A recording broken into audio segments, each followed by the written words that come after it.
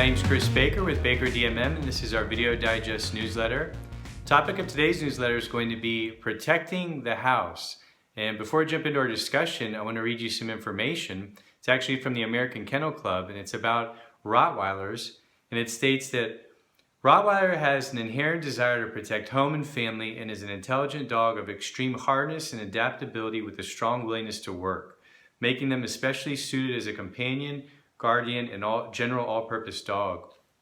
And you might be confused on why I'm starting off with some information about Rottweiler, but there's a few different connections here. The issue that we're talking about is financial fraud and elder abuse. I mean, that's our overall problem. And that's why Baker DMM was created, was to help protect people from financial fraud and elder abuse. And the solution is really financial monitoring. And I'm going to give you a story here in a little bit that actually relates to my life and my old dog that was a Rottweiler, and just kind of compare the story of what happened with my old dog Mack and how it relates to it's really in a way our services, the way our services work to help protect our clients.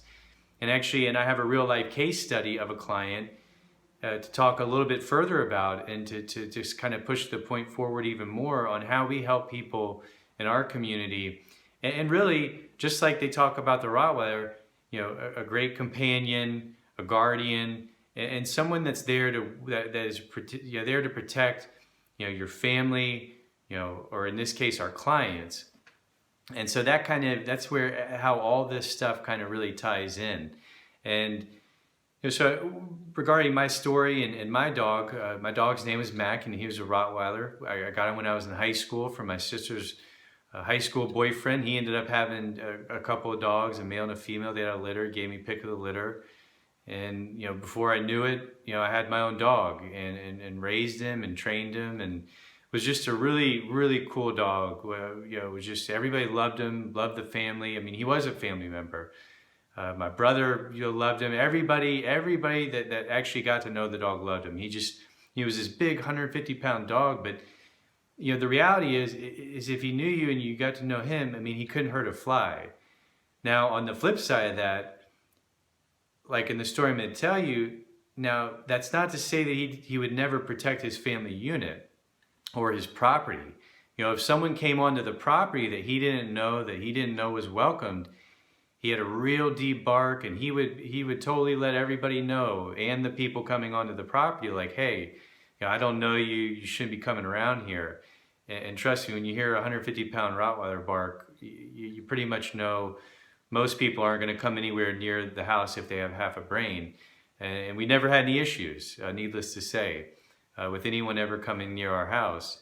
And one day, it's kind of a funny story, but one day I was there at home. I was living at home at the time. I was in college. I was studying in my room, and what normally would be just a normal quiet week, early afternoon. One day the dog was in the garage, and the garage, we had opened a crack, and I was sitting there studying, and all of a sudden I just heard my dog going crazy. He was barking and howling, and just didn't know what was going on, but it was an unusual bark. It was a very deep, very kind of it's like something's going on. There's a warning. We need to be alert. And so it went on for a few more seconds, and I peeked out the window to see what was going on, and I saw a utility man out there, Georgia Power. And all of a sudden, I heard the barking kind of died down. Well, I see this guy kind of backing off the driveway, and then all of a sudden he just takes off and books it. Well, my dog, little did I know, I guess the latch on the power door had come undone or was taken off.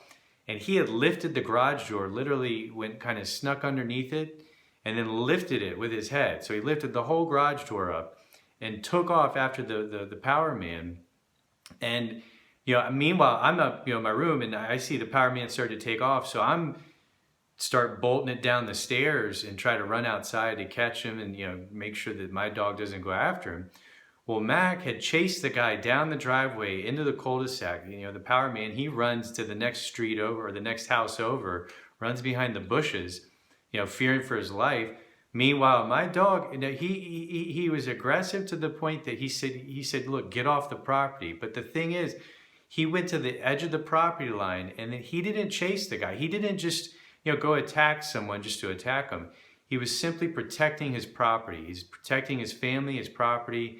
And when he was successful in getting that guy away, he stopped and he stood there. And then, shortly soon after that, I was right there, and I'm grabbing him and talking to him and telling him it's okay. And he sits and he's very obedient. I go over and talk to the power man. And this guy, by this point, he's kind of cracking up because he knows I'm there, and he's like, "Oh my God, what just happened?"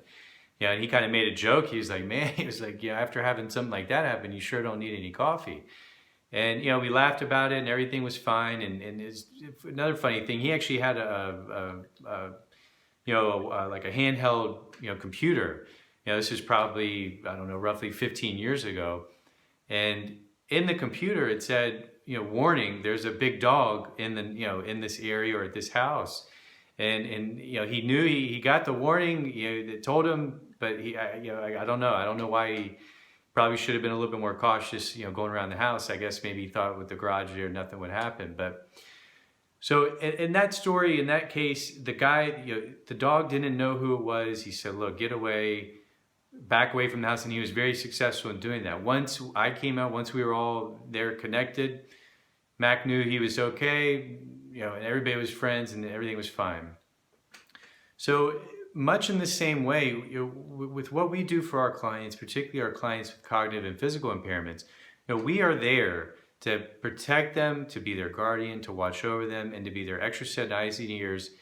And if we see something unusual and they're doing their financial monitoring, in that case, we're gonna act like that Rottweiler. We're gonna say, okay, what's going on? We're gonna get alert, and we're gonna question.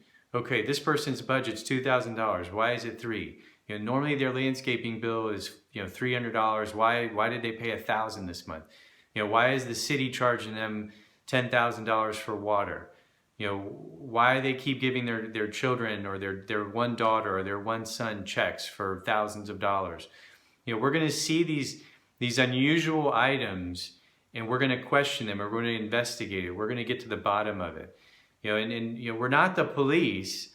Just like the Rottweiler, he stopped when he got to the edge of his property. He didn't go further. He said, "Look, I'm here to protect my area," and that person left. So that was it. He didn't keep attacking him. In the same way, we're gonna protect our clients. We're gonna get to the bottom of it, and if needed, and if we see something unusual or someone trying to take advantage of our clients or someone that's stealing from them, we're gonna talk to our client. We're gonna identify it. We're gonna confirm it, and we're gonna report it to the Adult Protective Services. We're required by law. All 50 states have some sort of law regarding mandatory reporting. And in the state of Georgia, we are mandatory reporters. I'm the owner of the business. I'm a CPA.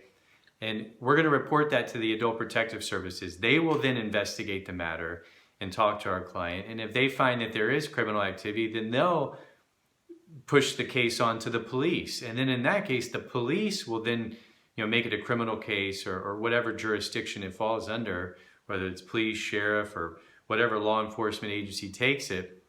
And then they'll conduct their criminal investigation, and then if needed, they'll pursue getting an arrest of some sort of the people that are committing the crime.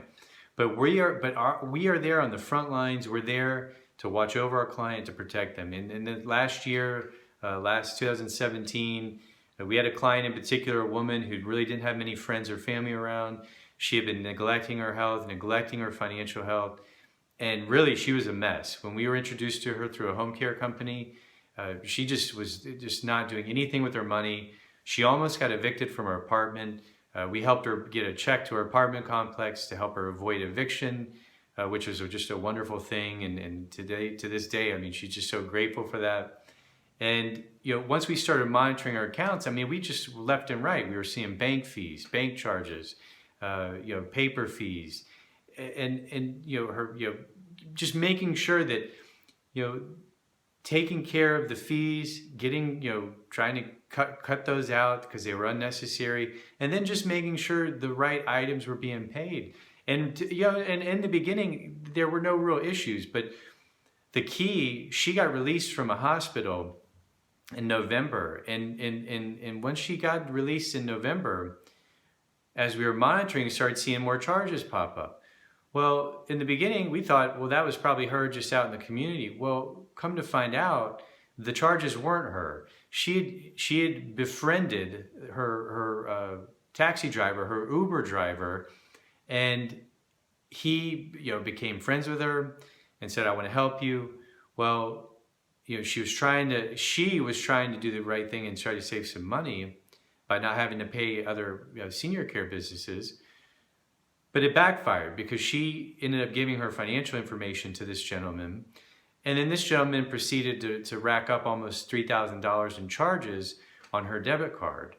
And within a fairly short period of time, he went in ATM, he went and bought things and just kind of went off. Well, we started seeing this and circled back and reported to her and said, hey, look, this guy, who's doing this activity? And she said, well, that's not me. Well, that's when we said, well, this guy that you thought was your friend who's befriended you, which is also a key warning sign for elder fraud and financial fraud and elder abuse, is when someone, particularly in the aging, has a cognitive or physical impairment, all of a sudden gets a new friend. That's a warning sign. And in this case, it was spot on because he was taking money from her, he was using her information. And in that case, we notified her, we told her, call SunTrust, call your banks, cancel everything, cancel the cards.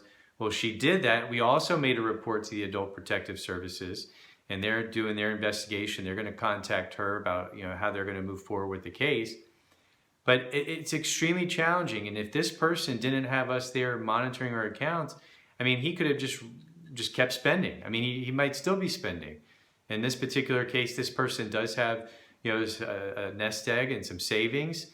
And they would be considered affluent, middle class affluent, and this guy knew that, and he just was latching onto their accounts, and so in that case, someone just like in the story, the power man came around, the dog, the Rottweiler, my old dog Mack, he was, someone strange was around the house, and he let the guy, he started barking and said, you need to get out of here because I don't know you and I'm protecting my house and my family. Well, in the same way, we have a client. We start seeing this money leaving her account, we start barking and we're notifying her that, hey, there's something going on here. We got to stop this, cut this out and make sure it doesn't keep happening. Alerting our family, our client of the situation is what we did. And that way we were able to stop it and get the bad guy off the property and keep him away. And now this guy knows that he can't pick on this woman. He can't come around her, her house anymore because she's got people protecting her. So, hopefully you found this useful and informative.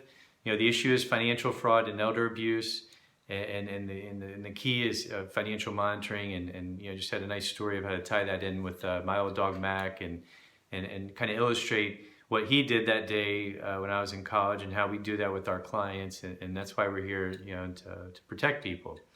So if you found this information valuable and interesting, please feel free to share it with your family, your friends, or anybody you think might benefit from viewing this information. You can share it on your social media channels or whatever is convenient for you. If you ever have a question for me you'd like for me to answer in one of our newsletters, you can go to our website, www.bakerdmm.com, scroll to the bottom, fill out your information, write a few sentences on your question. I'll try to answer that in one of our upcoming newsletters. And if you'd ever like to get my help personally, quickest and easiest way is to go to our website, scroll to the top, and you'll find our phone number as well as a request an appointment button at the top that you can utilize. Scroll to the bottom. There's a PayPal button if you'd like to book a phone consulting session, and just click on the button, enter your information. And with any of these options, I'll be in touch with you in 24 to 48 hours to schedule our appointment. And until then, I will talk to y'all soon.